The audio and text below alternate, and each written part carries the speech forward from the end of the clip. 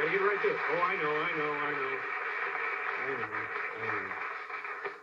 My first guest tonight is one of the hardest working men in show business. He is featured in an interview in the new issue of Playboy magazine, right here. And he can be seen in person on November 27th at the Community Center Theater in Sacramento. Please say hello to Jay Leno.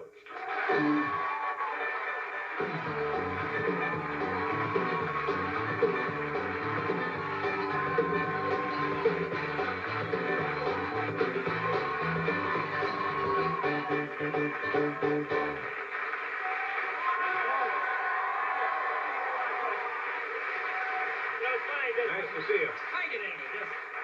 Very impressive. The interview there in Playboy magazine.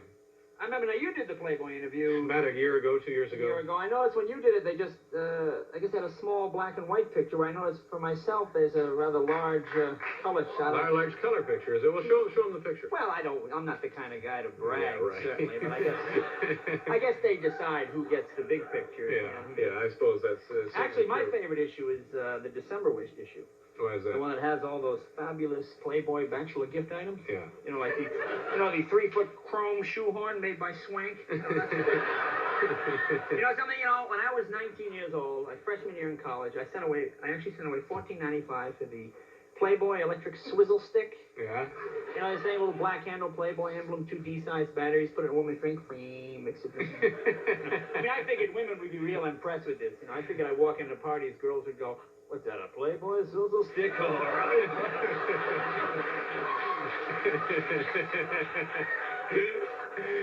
Oh, my. So, how you been? What else is going on? You been watching the news? Yeah, I've been watching news. We'll probably be late tonight because of this Pinhead Summit thing going on. No, you can't. It's not Pinhead. It's the future of the world. Look at the Russians guy. They send a guy. He looks like somebody hit him with a tomato. He's got that red thing. Our guy has got stuff on his nose. Are these the best people we can send to this summit? Prince Charles and Lady Diana finally went home. Cover of Time, cover of Newsweek. Aren't there any inbred people in our own country we can read about? Come on. What is... They're over here. They're over here hawking stuff for J.C. Penney. I'm sure this means Kmart and Woolworth are going to be packed with royalty now. Every lowball store in America is going to be traveling through Europe trying to find anybody with some tenuous bloodline they can catch up with. In fact, Crazy Eddie's right here in New York. They just hired King Olaf of Sweden. They got him out front there. Check it out, yeah, check it out. In fact, I just heard on the radio, J.C. Penney says that the English look will be all the rage for young men this year. Yeah. I guess good years and bad teeth never seem to go. So what else is going on? You've been working? The world of TV? Yeah, I know you're a big TV fan. You know. Well, you mentioned it earlier. They brought back the Newlywed Game. Yeah. And they brought back... Very successful, I guess. Well, there's a reason for this. They brought back that and the dating game. You see, although the literacy rate in this country is low, the networks are worried that it's not quite low enough. So,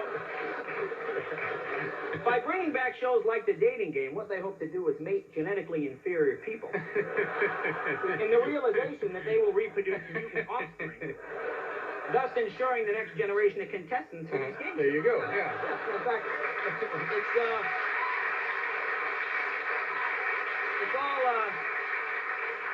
it's all in a new book. It's in a new book called Frontiers of Science by Bob Eubanks and Dr. William Shockley. And they explain the typical game show contestant. You know, you've seen them. One pupil is usually bigger than the other, and it tends to throb rhythmically according to the number of prizes that are given. Anything else in the guide there that you want to comment on? The usual stuff. You know, every time I come on this show, I find here's another, I don't have to say it, there's another evil twin episode this week. Will Crystal be raped while Blake sleeps with her double? I mean, if you were being attacked, would that be the first thing on your mind? You know what I like about, obviously this is Sweeps Week. I mean, everybody knows that. That's why we're having pig races. That's right. You have the big yes on. This is a local TV guy from L.A. Look at this one. Mark Trank on the 9 o'clock news in L.A. porn video. Okay, I hate to shock you. Mark Trank? Mark Trank. Now, a couple of pages later, here's Mark Trank again, back with more explicit sex video. That's on the 9 o'clock news. And he's got another one here, Titillating Television with Mark Trank. Takes another look. But they do this. You ever notice when you watch the news, when it's not Sweet Week, it's always like the life of the American farmer, living in a deficit economy. As soon as it's Sweet Week, suddenly it becomes, oops, strip searches at teenage girls' Catholic schools. Are they a phenomenon? You know, How about you? Are you doing any television? You ever go out on these auditions for stuff? I've read for a few shows. You know, since Moonlighting and Scarecrow and Mrs. King, they've started a lot of these adventure kind of comedy shows. Oh, I read for one for ABC called Gag Street. Gag Street. Yeah, in it, I play a young comic named Johnny Gag Street, whose parents were killed by hecklers. And he vows to use his comedy to fight crime in the sin palaces of Las Vegas. So it's kind of and it's got the comedy and the action adventure kind of thing. And you play Johnny Gag. Johnny Gag Street. Yeah. Right. That's the title, Gag Street. Yeah. I hope that works out for you. Again, we got our fingers Yeah, crossed. well, good for you. Well, we'll do a commercial here, and then we'll be back with our friend Jay.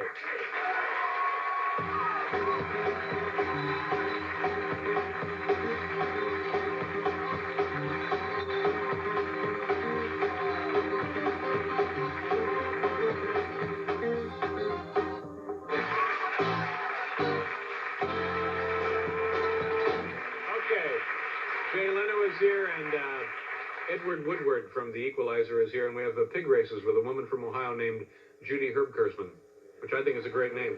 Fabulous. No, it's a good name, Herbkersman. Well, I hope she just didn't change it when she got into pig racing. Now, where were we? What were we talking about? News? What are we... No, we're talking about for you... Well, audition on television I shows? did talk about that already, but what do we see coming in on the plane this morning? James Bond, View to a Kill. Oh. Come on, what's Roger Moore, 71 now this guy? I know they're looking for a younger, hipper Bond, Buddy Upson, very close to the role. I mean, do women still buy this? Come on, I mean, do men really feel they need a fur-lined iceberg that's really a secret submarine to invest? Kind of dated. I'm going back tonight, and Rambo again. I saw it the last time. I still haven't seen it. You haven't seen it? No, I haven't seen it. Oh, my favorite line in the film is when Stallone says, or rather Rambo says, you know, it's funny, when you see acting that good, you tend to think the character is the person. Yeah. It's seamless. Yeah, you tend to think it's one and the same. Yeah. It's where Rambo says, the mind is the most dangerous weapon. Is that right, Rambo? Well, you better take a couple of these rocket launches with you, pal, and maybe a couple of Bell helicopters, a few M16s. You're going to be walking around now with a .22 caliber head. They're doing Rocky IV. Rocky IV. Surprisingly, it's almost out. Stallone is going to play a fighter in this one. Oh, stretch that acting instrument to the limit, huh? But you know what's interesting, though? I think, see, performers like Stallone, like Arnold Schwarzenegger, they've opened up the acting profession to a lot of people who couldn't get into it before when speech was a major requirement.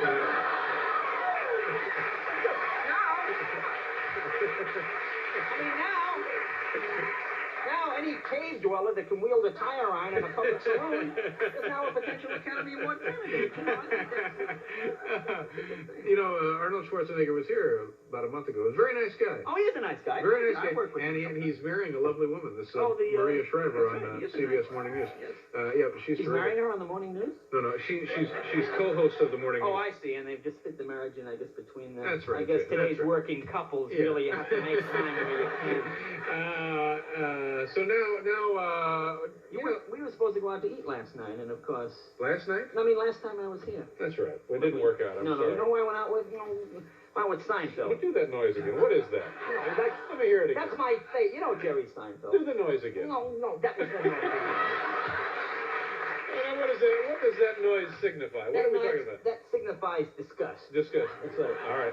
One more time. Well, Seinfeld. No, let me hear it again. No, I'm not going to do it. All right, you and Jerry Seinfeld, very funny comedian. Very funny comedian, but king of the yuppies. You know, it's true. You know, Jerry, he can't. I want to go for burgers and fries. He takes me to this stupid Japanese theme restaurant. Mm-hmm. You know, those ones where the guys cut the meat for you. They cook at your table and stuff? Yeah. You feel like a prisoner in some bad World War II film, you know? Another piece of steak, Yankee? Bing! Then they bring out the guy with the two knives. You ever see this guy? I mean, he's sitting there, he's bouncing my meat off the two air conditioning guys. When I saw a piece of my tenderloin ricochet off the urinal, that's it, pal. I'm out of there. I'm walking. Now, Lewis like you had a prime table. Yeah, Richard Lewis will be here. You know, I love Richard. Yeah. Richard is the funniest man. We have to do something about this. Oh, come on. Lewis always shows up in those Shelley Winters moo-moos. Yeah, I know. He's very hip, stylish. I don't know where he gets this stuff. We'll see what he wears tomorrow night. All right. He bought this black jacket with fringe. He'll probably wear it. All right.